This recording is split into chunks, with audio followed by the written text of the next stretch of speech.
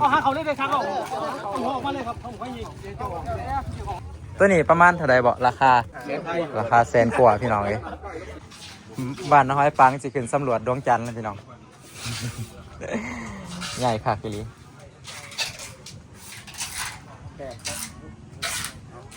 ออนซอนพี่น้องเลยเห็นแล้วซอนครับความใหญ่ความอลังการสบายดีทักทายสบายดีพี่น้องมื้อนี้พาพี่น้องมาเบิ่งบังไฟ10 ล้านอยู่บ้านน้อยปังพี่น้องว้าวบังไฟใหญ่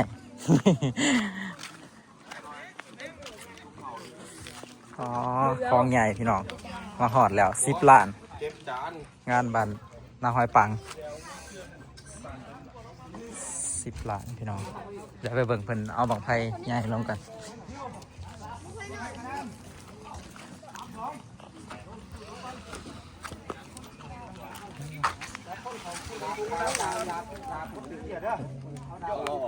บังไฟหลายขนาดพี่น้องตัวนี้คือซีเมนต์บังไฟล้านตัวที่เพิ่นกำลังสิโจมลงเป็นล้าน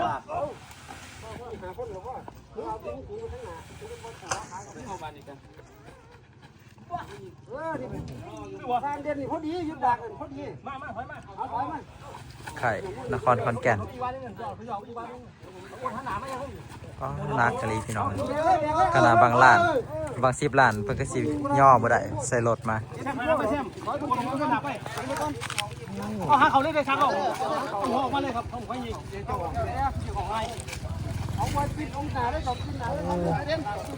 บางล้านพี่น้องเอ้ยใหญ่สมควรมื้อนี้ได้เบิ่งคลองใหญ่หลายมื้อนี้ล้าน2พี่น้องเอ้ยบางล้าน10 ล้านบางหนึ่งใหญ่สุดในสวรรณเขตเลยโอ้โหโมโหจักกิโลเนาะแต่ว่าเพิ่นย่อในคือชนักพอสมควรอยากเลยพูดเริ่มมาเห็นเลยบางอีกบางหนึ่ง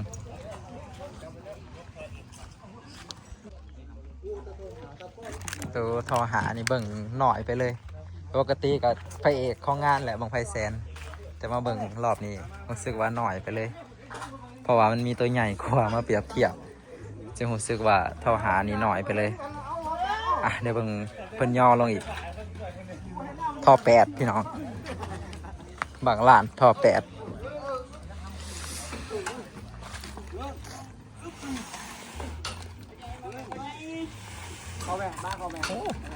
ตัวนี้ก็สมควรเลยพี่น้องใหญ่ความใหญ่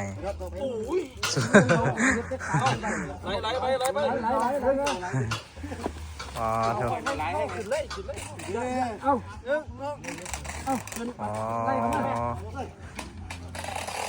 ทอ8พี่น้องเลยไม่ได้ธรรมดาได้ทอ8เลยกันซูซีก็บัง10 ล้านคนแหละอันนี้คือบังล้านบ่ธรรมดาใหญ่แต่ตัว10 ล้านนี่คือแบบย่อบ่ได้เลยนะกระเจ้าจนใส่ล่อ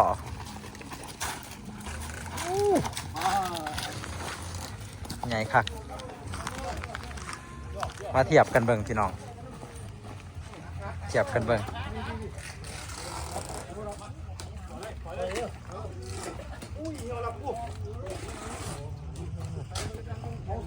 ใหญ่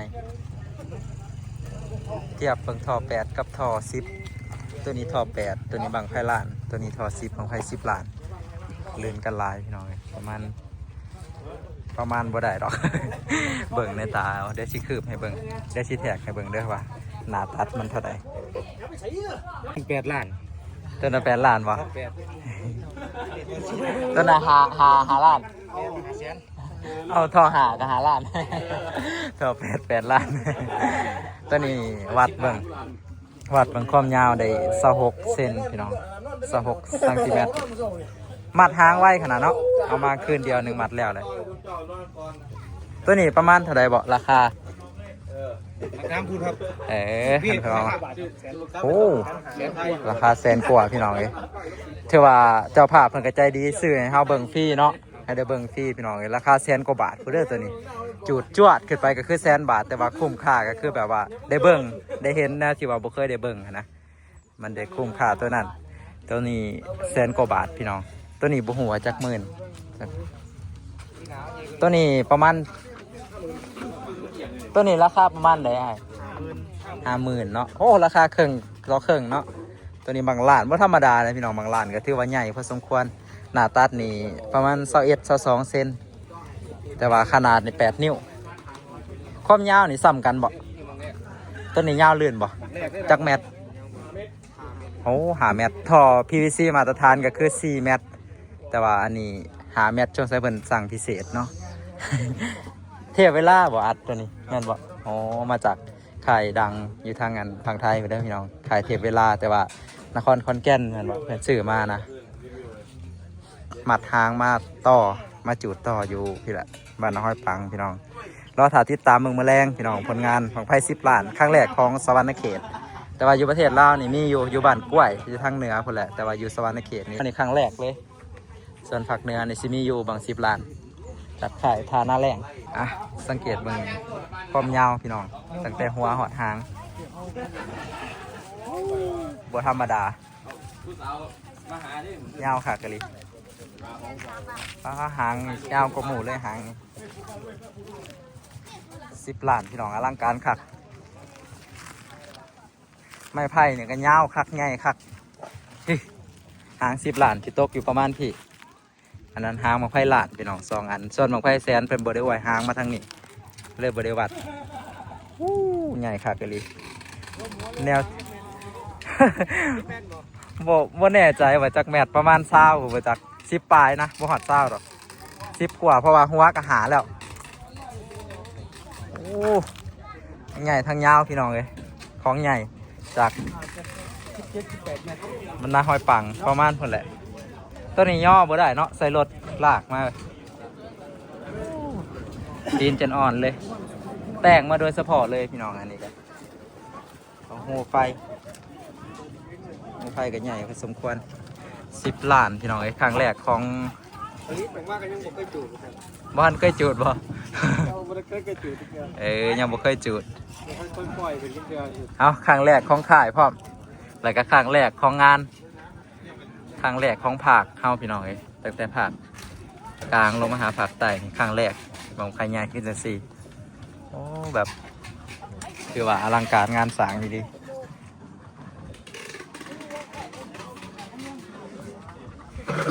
คำเพิ่นแล้วเนาะสิได้เห็นแนวนะเพิ่นคัดหูกับใหญ่พี่น้องมีแต่แนวใหญ่ๆครับคัดว่าบางไฟใหญ่แล้วอันนี้กับผู้ กำเต็มกำเลยมีแต่แนวใหญ่ๆท่อกันใหญ่พี่น้องน้ำหนักกระลายอันนี้สำหางบางไฟหมื่นแล้วเนาะ อัน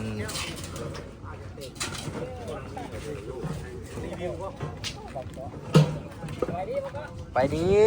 เบอร์ของไพ่ใหญ่เด้อไพ่จักรล้านนี่นะตัวนี้10 ล้านตัวนี้นะผู้ใดเห็นก็ต้องได้ยุดเบิ่งเด้อพี่น้องใหญ่อีหลีผู้ใดก็อยากเบิ่งจองบรรจบเนี่ยพี่เป็นคนเก็บขึ้นมาเลยนะครับมีไรเข้ามาเอาลูกบังคับมุกทหารมาน้ำกันได้จักทีมนะ3อ๋อ3ทีมงานพี่น้องเลย3ข่ายเป็นมาเก็บน้ำกันใหญ่คักเลยเจ้าภาพเพิ่นก็แม่นห้านขายรถพี่น้องกับโรงงานน้ำดื่มแสงคำถือว่าเป็นผู้อุปถัมภ์หรือว่าเป็นผู้จัดงานเป็นผู้ซื้อบังไฟมาจูดพร้อมพี่น้อง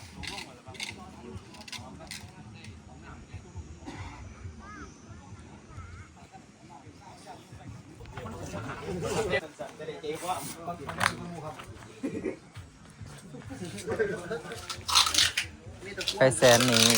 คัดเลยบ่ เริ่มจากตัวหน่อยไปหาใหญ่พี่น้องจูดของไฟแสนก่อนเป็นสิเริ่มแต่ตอนเริ่มเที่ยงหาบ่ายแรงๆพุ่นแหละจากไปเป็นไฮไลท์กับบางใหญ่พี่น้องตามลำดับจากแสนไปล้านจากล้านไป10 ล้านแต่ว่าใหญ่สุดของบางไฟเนี่ยก็มีแต่10 ล้านมีใหญ่กว่านี้อยู่บ่ใหญ่กว่าโอ้เคยเห็นเทื่อหนึ่งเนาะข้ามพอนนี่เป็นโอ้ท่อ12 หัวต้องวางเห็ดดิฮะวางเห็ดดิ มีเธอเดียวบ่ คนตูดูได้ซอย12ใหญ่ อ๋อยังมีใหญ่กว่านี้เนาะ นี่ก็ถังแก๊ส โอ้ เงา6 เมตรนะ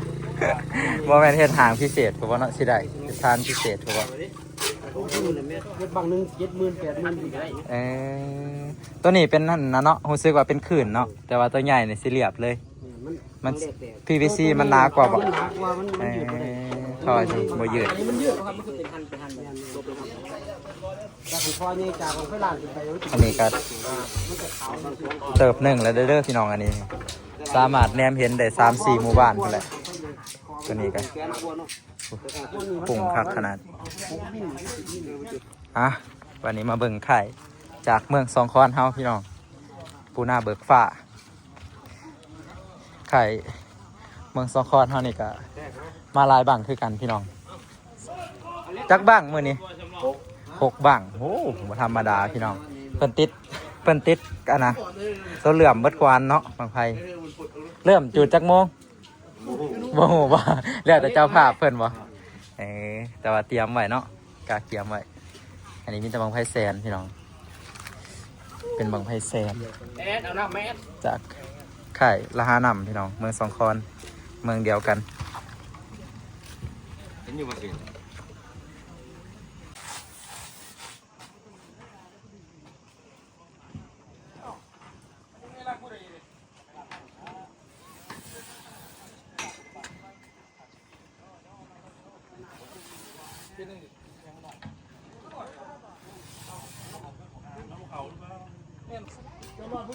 พี่น้องมานี่กลับก่อนรอลุ่นเบิ่งมือแรงรอลุ่นเบิ่งบังไพ่10 ล้านพี่น้องถ้าบ่ได้เบิ่ง10 ล้านก็ได้เบิ่งบังไพ่ล้านก็ยังดีพี่น้อง2บังไพ่ล้าน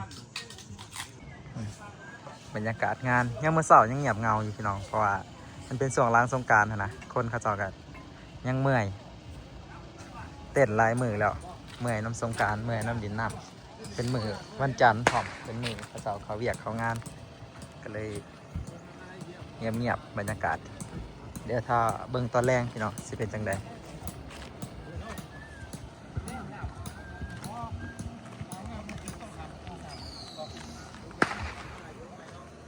ทานจุด2 อันพี่น้อง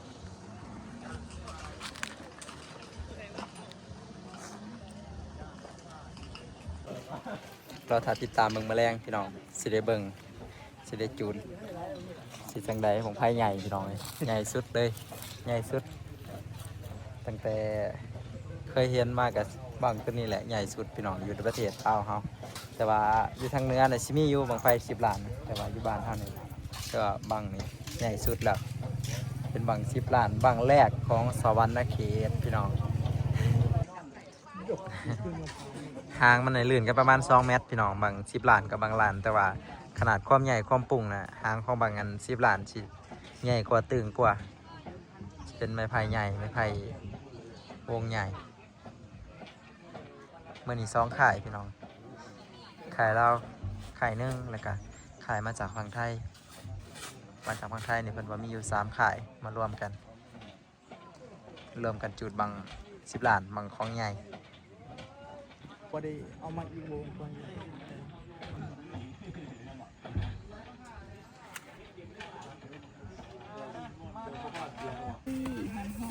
ชื่อนก นกกระทามึกสีมันงามเนาะดอกไฟนี่เนาะอาหารงามก็บ่ได้ดอกไฟนี่บ่ได้ขายไปทางเรากำลังปีนี่เลยนกกระทานับเงินเด้อขายดีอยู่บ่ก็ได้อยู่มันแรงจะว่าขายดีมาจากคนมาเบิ่งบังไฟหลายนกกระทา